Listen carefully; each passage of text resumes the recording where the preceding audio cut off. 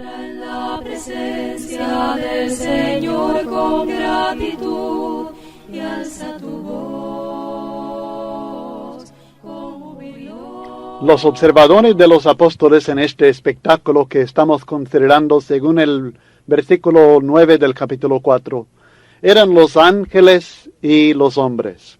No solamente los hombres vieron la humillación y el sufrimiento de estos servidores de Dios, sino también los ángeles. Sabemos que ellos tienen un interés muy especial en los cristianos, sirven, son servidores de Dios a favor de nosotros, que somos hijos de Dios.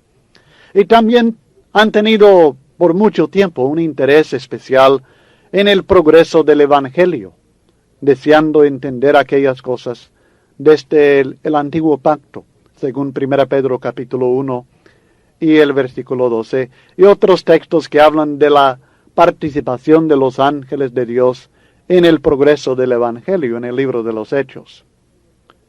Según pienso, dice Pablo, o sea que esta es mi manera de considerarme a mí mismo y a todos los apóstoles. No pienso que Dios nos ha exaltado en este mundo, sino que Dios nos ha exhibido como postreros, espectáculo al mundo. Y todo esto sin honor. Por supuesto, en este texto estamos encontrando un contraste marcado entre los apóstoles y los corintios, que es la realidad según el criterio humano, aunque todo lo contrario es verdad desde el punto de vista de Dios. Está manifestando cómo es diferente la actitud y la base del criterio de los corintios y los verdaderos apóstoles de Cristo. Nosotros, insensatos; vosotros, prudentes. Notará que la insensatez de los apóstoles se debió a su amor de Cristo, se debió a su devoción al Señor. Fue debido a esta devoción a Cristo que estaban dispuestos a predicar un mensaje que el mundo consideraba locura, y vivir una vida de servicio humilde que al criterio del mundo era insensatez. Los corintios, en contraste, se jactaban de su propia prudencia en Cristo. En vez de gloriarse en el Señor, se gloriaban en su propia sabiduría. Recuerde, hermanos, estamos hablando de cristianos carnales que tienen esta mentalidad torcida que han adoptado del mundo, y como han recibido y aceptado esta enseñanza, este criterio del mundo, se han alejado totalmente del criterio divino. Y sucedió en aquellos cristianos en Corinto, también puede suceder en nosotros, y debemos tener mucho cuidado cuando empezamos a considerarnos sabios, prudentes, especialmente cuando nuestra sabiduría y nuestra prudencia va en contra a la sencillez del Evangelio de Cristo Jesús. Nosotros débiles, dice Pablo, mas vosotros fuertes, poderosos. Nuevamente Pablo vuelve al contraste ya presentado en el capítulo 1. Contraste entre lo que el mundo busca y lo que Dios ofrece. Las señales que piden los judíos en contraste con Cristo, poder de Dios. Lo débil del mundo que Dios escogió para avergonzar a lo fuerte. Claramente los cristianos en Corinto optaban por la clase de enseñanza y vida que el mundo estimaba fuerte, mientras los apóstoles se sujetaron al plan divino, que es lo débil del mundo. Cuando empezamos nosotros a buscar los medios y remedios de este mundo, por muy poderosos, por muy prudentes que parezcan, nosotros podemos estar seguros que nos estamos alejando de la sabiduría y del poder de Dios. Nosotros, despreciados, dice Pablo, vosotros honorables. Y esto no es una humildad fingida de parte de Pablo, es la realidad. Los apóstoles fueron despreciados por los hombres, por este mundo, no por Dios, por supuesto. Ellos no fueron despreciados, sino honrados por Dios. Pero Él quiere que los corintios comprendan que van en camino totalmente diferente, opuesto de los apóstoles del Señor. El camino de Cristo no es un camino de honor y gloria en esta vida.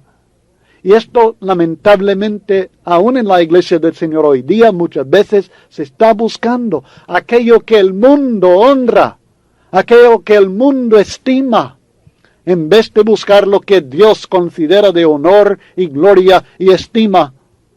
Lo que ellos en Corinto y muchos hoy día no han tomado en cuenta es la naturaleza tan temporal del honor que ofrece este mundo y también del desprecio del mundo hacia aquellos que servimos fielmente a Dios en comparación con la gloria eterna. Todo esto iba a cambiar y ellos estaban en peligro de sufrir el desprecio eterno, mientras los apóstoles, por la misericordia de Dios, iban a heredar la gloria eterna, sin honor. Y luego en los versículos 11 al 13, los apóstoles estaban padeciendo necesidad material, alimento, ropa, protección, habitación segura. Y todo esto en contraste con la condición de los corintios que están saciados y ricos y reinaban. Y así es que ellos, con respuesta humilde, aprendido del Señor Jesucristo en su propia actitud ante aquellos que le acusaban y le blasfemaban, ellos respondían con humildad. Según los versículos 12 y 13, nos fatigamos trabajando con nuestras manos, nos maldicen y bendecimos. Hablan mal de nosotros, les bendecimos, hablamos bien de ellos. Padecemos persecución y la soportamos. No peleamos en contra de los perseguidores, sino que soportamos por la gracia y la ayuda de Dios esta persecución. Nos difaman y rogamos. Hemos venido a ser hasta ahora como la escoria del mundo, el desecho de todo, el desprecio total, lo más inútil, lo más repugnante que este mundo puede considerar es lo que son los apóstoles y todo mensajero fiel de Dios. No nos debe sorprender cuando al criterio del mundo no somos nada. No nos debe sorprender cuando la actitud del mundo hacia nosotros que predicamos la verdad de Dios con todo amor, con toda devoción, con toda humildad, cuando su actitud es de abusar de nosotros, maltratarnos a nosotros, despreciarnos a nosotros, considerarnos como la escoria del mundo, lo más inútil y lo más repugnante. No nos debe sorprender. Debemos entender que esto así es, sin honor en este mundo, padeciendo en este mundo, pero glorificados y descansando en gloria con Dios, sin ningún dolor en el más allá. Esta es nuestra esperanza. La esperanza de gloria, de éxito, no está en este mundo. La esperanza para el siervo, el servidor de Dios y del pueblo de Dios, no está en el qué bien, que Dios te bendiga, magnífico hermano, y ver los grandes números en esta vida. Si sucede, sucede, pero en su mayoría será de padecer, de no recibir honor, de no alcanzar ninguna potestad, ni honor, ni gloria en esta vida, sino ser la escoria del mundo y luego ser la gloria de Dios. En los versículos 14 al 21, después de dar esta enseñanza tan dura, porque esta enseñanza es dura, hermanos, lo que Él les acaba de decir a ellos un contraste total entre ellos y los apóstoles. Es una enseñanza dura, es una reprensión, pero hay un motivo por ello. Y el motivo primero que presenta en los versículos 14 al 17 es el amor paternal. No escribo esto para avergonzaros, sino para amonestaros como a hijos míos amados. Porque aunque tengáis 10,000 años en Cristo, no tendréis muchos padres, pues en Cristo Jesús yo os engendré por medio del Evangelio. Por tanto os ruego que me imitéis. Por esto mismo os he enviado a Timoteo, que es mi hijo amado y fiel en el Señor, el cual os recordará mi proceder en Cristo de la manera que enseño en todas partes y en todas las iglesias. El amor paternal motivó a Pablo a escribirles esta reprensión tan dura y usar estas palabras de ironía, de sarcasmo. No escribo esto para avergonzaros, dice. Él no estaba buscando la oportunidad de avergonzar a los cristianos en Corinto. Ellos son hijos suyos en la fe, los ama con amor paternal. ¿No siente ningún gozo en corregirles a ellos de esta manera? Su propósito no es avergonzarlos, aunque obviamente algunas de las cosas que escribió les hizo sentir vergüenza, porque sus pecados eran vergonzosos, pero no era este su motivo. Él fue motivado por el amor paternal en esta reprensión. Su propósito fue amonestarles como a hijos suyos amados. La palabra amonestar significa literalmente poner en mente. Pablo no fue motivado por el deseo de causarles vergüenza, sino por el deseo de poner estas verdades en su mente, para que así, con estas verdades en mente, cambiaran de actitud y práctica. Porque es así que suceden las cosas. Primero, algo tiene que cambiar en la mente de uno y luego uno corrige su doctrina y su vida, pero primero la mente, la amonestación, el poner algo, la verdad de Dios, la actitud de vida del servidor, del siervo de Cristo en mente. Tener este concepto bien penetrado en la mente y luego uno puede cambiar su enseñanza y puede cambiar su vida, pero primero es esto. Entonces, una amonestación no es aquello de gritar y fuerte y abusar. La amonestación es tratar de comunicar a la mente de la persona en forma directa, en forma sin poner pretextos ni excusas, pero poner en la mente de la persona los conceptos verídicos de la palabra de Dios. Y así se logrará el cambio en la doctrina y en la vida de la persona. Primero el cambio de actitud y luego lo demás. Sus hijos amados habían errado de una manera pero muy peligrosa. Y al igual que cualquier padre que ama a los hijos, Pablo estaba dispuesto a hacer lo que fuera necesario para corregirlos antes que se destruyeran. Fíjese bien, hermanos, el ejemplo del apóstol Pablo en esta corrección es vital si nosotros queremos ser buenos servidores de Dios en la corrección de los errores que encontramos en nuestra propia vida, en la vida de nuestros hermanos, en la vida de la iglesia del Señor. Tenemos que amarles como Padre ama a sus hijos. Y por eso estaremos dispuestos a hacer lo que sea necesario para corregir al pueblo de Dios antes que se destruya. Por esta razón Pablo escribió esta advertencia, porque eran sus hijos amados. Si usted no ama a la iglesia local, no a la organización que se llama iglesia, a la gente, al pueblo, a las personas, aquel hermano, aquella hermana, aquella jovencita, aquel ancianito, si usted no ama a la iglesia local, no llena el requisito para amonestar a la iglesia tampoco. Si usted no le ama al pueblo de Dios, usted no debe amonestar al pueblo de Dios.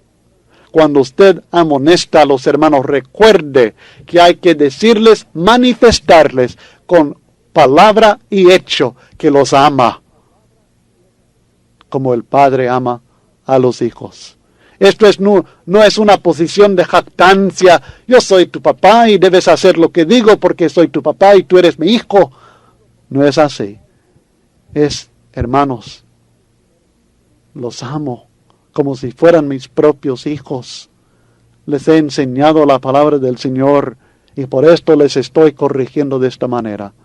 Es obligación de padres en la carne y también en el espíritu amonestar a sus hijos cuando se desvían del camino correcto. Y por supuesto, esta y toda corrección debe ser por medio de la palabra de Dios, que es adecuada para corregir a todo lo deficiente que hay en toda persona y en toda congregación. ¿Por qué Pablo los considera como hijos suyos? Porque como declara en el versículo 15, yo os engendré por medio del Evangelio. Él no pretende tener el poder de engendrar en sí mismo, ni en sus propias palabras, ni por su propia personalidad dinámica. Engendró por medio del Evangelio. Aunque no bautizó a la mayoría de los hermanos en Corinto, Él les enseñó el Evangelio. Y es por medio de la palabra de verdad que nosotros nacemos de nuevo. Somos engendrados como hijos de Dios.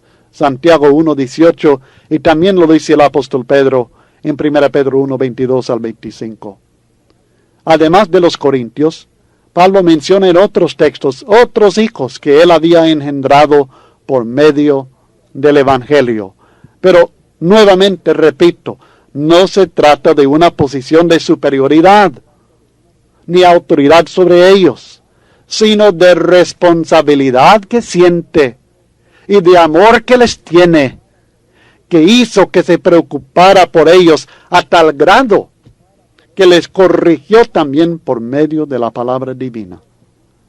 Esta comparación de Pablo es pero muy diferente de lo que Cristo prohíbe en Mateo 23 y el versículo 9, cuando dice que no debemos nosotros llamarle Padre a ninguno en este mundo. El contexto en Mateo 23 es que aquella gente se estaba tomando para sí un título de autoridad y superioridad a los demás, como el título de rabí, padre, uno que es superior a los demás, que tiene autoridad sobre ellos. ¿No es esta la actitud de Pablo? Él no está hablando, soy superior a ustedes, por tanto, por esta razón les estoy escribiendo así, porque son más chicos que yo. No, su actitud es padre en el sentido de la relación de amor.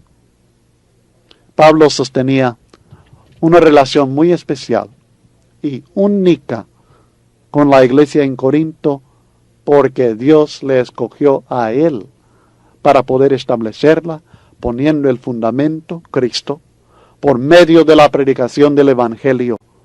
Después hubo otros siervos de Dios que también ayudaron mucho a la iglesia en Corinto. Pablo no les menosprecia a ellos, ni los considera como inferiores a él, pero su relación con la iglesia era diferente. Por tanto, los compara a los demás con ayos, guardianes que se encargaban de los hijos de una familia, los llevaba a la escuela y velaban por su conducta. Pudieran tener 10,000 ayos, dice Pablo, pero solamente un padre. Se llama Pablo, Saulo de Tarso. Y su propósito era lograr que ellos le imitaran a él. ¿Por qué?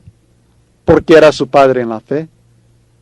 Por tanto, dice en el versículo 16, por tanto, os ruego que imitéis, porque yo soy vuestro padre, os he engendrado por medio del Evangelio, por tanto, os ruego que me imitéis. Porque era su padre en la fe. Las actitudes, enseñanzas y prácticas de ellos eran muy diferentes de las de su padre en la fe. y esta anomalía tenía que corregirse. Por esta misma razón envió a otro hijo suyo, Timoteo, el cual os recordará mi proceder en Cristo. Versículo 17. La manera de actuar de Pablo era igual a la manera de enseñar de Pablo. Su enseñanza y su proceder eran iguales. Y Timoteo cumple el único requisito que Dios ha impuesto en los servidores, la fidelidad. Por esto lo envía Pablo. La enseñanza y la práctica de Pablo, además, era igual en todas las iglesias. Creo que esto lo estudiamos en el capítulo 1 y el versículo 10.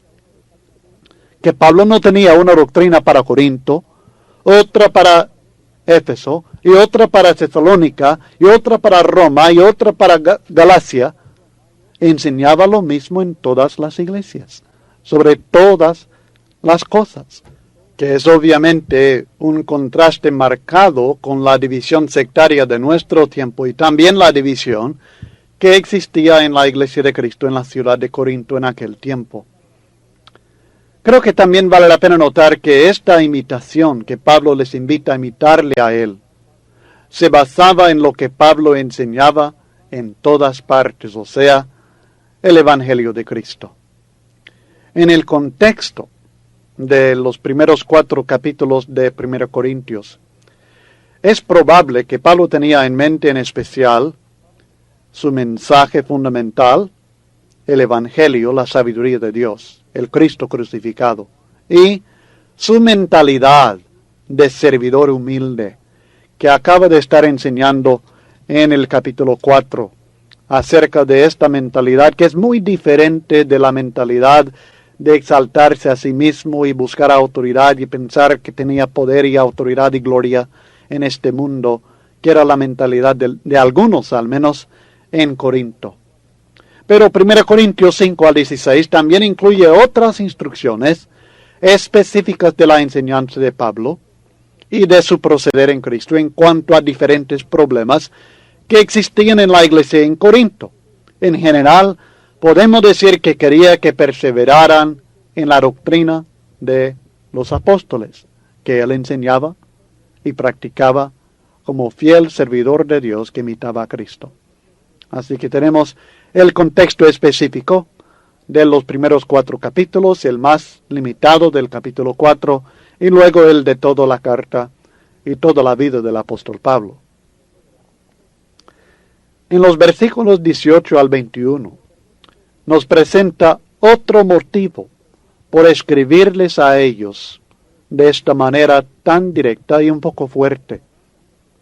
Y es la arrogancia carnal de algunos de los corintios. Él dice, en los versículos 18 al 21 del capítulo 4, mas algunos están envanecidos, como si yo nunca hubiese de ir a vosotros, pero iré pronto a vosotros, si el Señor quiere, y conoceré no las palabras, sino el poder de los que andan envanecidos. Porque el reino de Dios no consiste en palabras, sino en poder. ¿Qué queréis? ¿Iré a vosotros con vara o con amor y espíritu de mansedumbre? A pesar de la relación tan especial que existía entre Pablo y la iglesia en Corinto, algunos de los miembros de la iglesia del Señor en este lugar se burlaban de él y se oponían a sus instrucciones inspiradas. Mas algunos están envanecidos, dice el texto. En el capítulo 5 y el versículo 2 y el 6 encontraremos que estaban envanecidos algunos de los corintios también en cuanto a estar tolerando la inmoralidad. Y veremos esto en el contexto del capítulo 5. Y estos que estaban envanecidos se portaban como si Pablo nunca les hubiese de visitar personalmente otra vez para corregir la carnalidad que estaban practicando. Parece que esta suposición equivocada de parte de ellos les dio más valor para seguir insistiendo en sus errores. Pero Pablo envió el mensaje escrito y también envió a Timoteo para corregir estas actitudes carnales, enseñanzas y prácticas erradas, pero también había decidido visitarlos personalmente, si el Señor lo permitiera. Y no pensaba tardar mucho, iré pronto a vosotros. No pensaba tardar mucho antes de ir a Corinto, cuando escribió esta carta.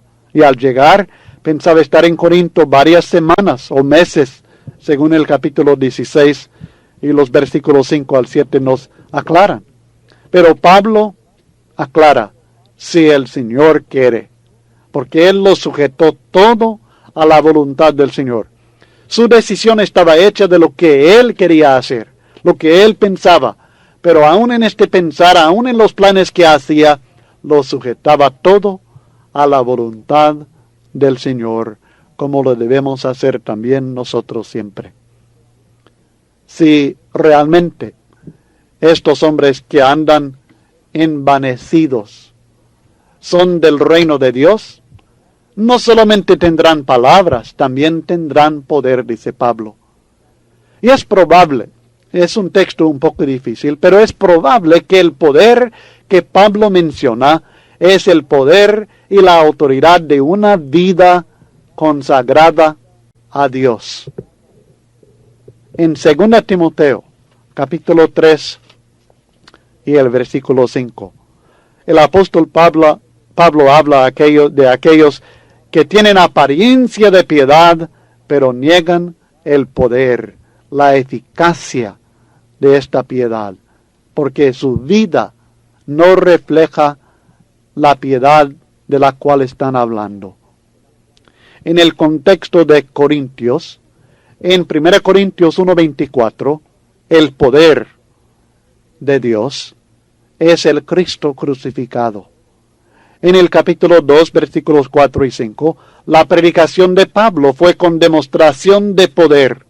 En el capítulo 5, versículos 3 al 5, el poder tiene referencia al poder de nuestro Señor Jesucristo, con el cual la Iglesia aplica la disciplina contra hermanos que persisten en la práctica de la inmoralidad. En 2 Corintios 10, 3 al 6, Pablo aclara que tenemos armas poderosas en Dios para la tarea de lograr la obediencia a Cristo, la enseñanza que presentamos. En 2 Corintios 10 y el versículo 10 aprendemos que los falsos maestros en Corinto decían que Pablo no tenía poder en sus acciones, sino solamente en sus escritos. Y creo que por ahí anda el significado de lo que Pablo dice aquí en 1 Corintios 4. Como también en 2 Corintios 13, 1 al 4, donde habla del poder de Cristo manifestado en la vida del cristiano. Así que entiendo que el poder que uno debe tener si está en el reino de Dios no es solamente el hablar, sino la autoridad de una vida consagrada a Dios con sus acciones. La reacción de ellos a esta carta decidiría el carácter de la visita de Pablo. ¿Iré a vosotros con vara o con amor y espíritu de mansedumbre? Si persisten en su arrogancia carnal y desobediencia a la palabra de Dios, tendré que corregirlos personalmente con la autoridad que Cristo me ha dado como apóstol. En 1 Corintios 5, que estaremos estudiando enseguida, tenemos una ilustración de la clase de acción que Pablo podría usar contra cristianos rebeldes. Quitarlos del pueblo de Dios, eliminarlos de la comunión de la iglesia. Escribió esta carta para no tener que llegar a ellos con vara. Por supuesto, les amaba siempre, pero no podrían gozar de la aprobación amorosa de Pablo, ni esperar que Pablo llegaría en paz y con calma si persistían en seguir la sabiduría del mundo y el egoísmo de su propia carne. Por tanto, Pablo con autoridad les habla, para que aprendan a no seguir blasfemando de esta manera. En lo que hemos estudiado, en los versículos 14 al 21, aprendemos algo de lo que los servidores deben hacer. Servidores, tomando el ejemplo de Pablo en estos versículos, amonestan, aman, engendran hijos, enseñan, su vida concuerda con su enseñanza y disciplinan. Fíjese bien, son actividades importantes. Si somos servidores, obreros del Señor, colaboradores de Dios, predicadores de la palabra, servidores de Dios y de su iglesia, tenemos que aprender a amonestar, poner en mente los consejos de Dios, a amar como el Padre ama a los hijos, engendrar hijos por medio del Evangelio, enseñarles, apoyar nuestra enseñanza con una vida que corresponde a la enseñanza y aún disciplinar conforme a los preceptos que Dios ha establecido. Es un ejemplo maravilloso para nosotros que predicamos la palabra. Favor de contestar ahora las preguntas sobre el capítulo 4. Seguiremos en el capítulo 5.